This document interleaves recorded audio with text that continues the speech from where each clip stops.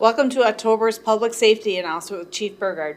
Welcome back, Chief. Thank you. We're recording the safety announcement message in the month of October, and across the nation and into Canada, October is Fire Prevention Month.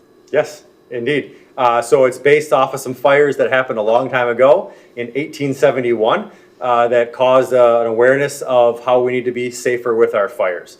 The big event everyone remembers, the Great Chicago Fire, but it was also an equally large, if not larger, loss of life in Peshtigo, Wisconsin, that spread all the way into Door County. So because of that, President Calvin Coolidge in 1925 had made a proclamation that that week is going to be Fire Prevention Week all across the United States. And there are some key things we need to remember for that. And a lot of these times, our kids are going to be smarter than we are when it comes to fire prevention, because it gets hammered into their heads in school and fire prevention visits, and we as adults need to listen to them and help share that information. Great.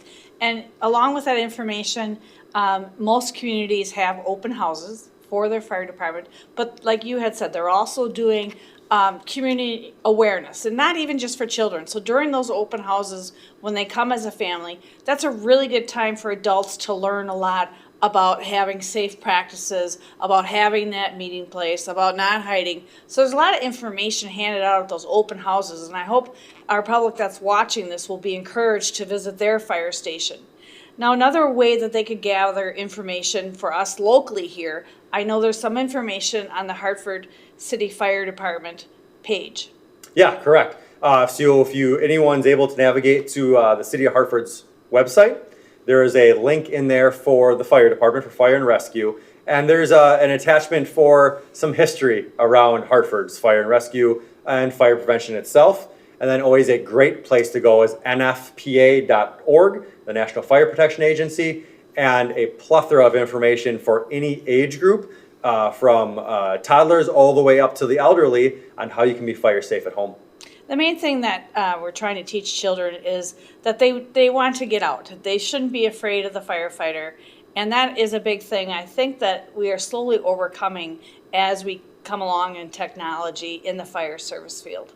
Yeah, absolutely. So one of the opportunities that children have when they come on tours of the fire station or when we go out to the schools would be to see a firefighter in turnout gear, to learn that we're not scary, we're not here to make you feel like you need to hide from us. We're okay to come to. We're going to help get you out of the house. So children seeing us in our turnout gear, hear us breathing through our SCBA, which always sounds a little bit funny, they can learn that, oh, they're not scary and we're actually here to help. With the improvements in fire science, almost every dwelling has a smoke detector, fire alarm, whatever you want to call that. And I think that's really shown that saved a lot of lives having that, as long as the battery's in there. Yes, absolutely. So some key factors about our smoke detectors, and then if we tie them into our carbon monoxide detectors as well, is that they typically do have a replaceable battery in them. Anyone that has a 9-volt or 2 AA batteries inside of them, those need to be changed out every time the clock changes. So when we spring ahead or fall back, twice a year, those batteries do need to get changed. And then detectors do have a service life as well. Manufacturers will print on the back of it whether it's a 7-year or a 10-year replacement, but we never want to go over 10 years old. So if you look at your smoke detector at home and it's not white and it's kind of a funny yellow color, they probably weren't made that way, and it's time to pull it off the ceiling, look at the back of it, and look for a date on it.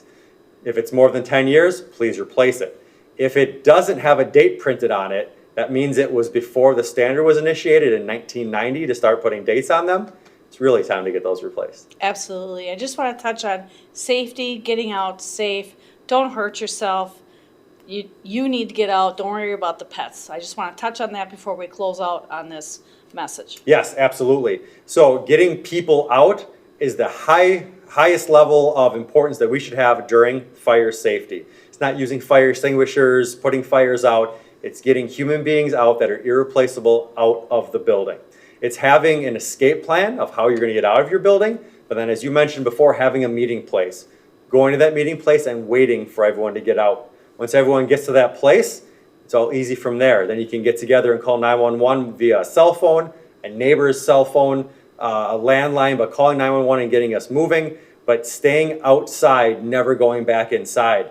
We're not gonna send anyone back inside to look for a missing pet or to grab our Xbox or a favorite pair of shoes. All those things can be replaced, but people can't. So we need to get outside and stay outside.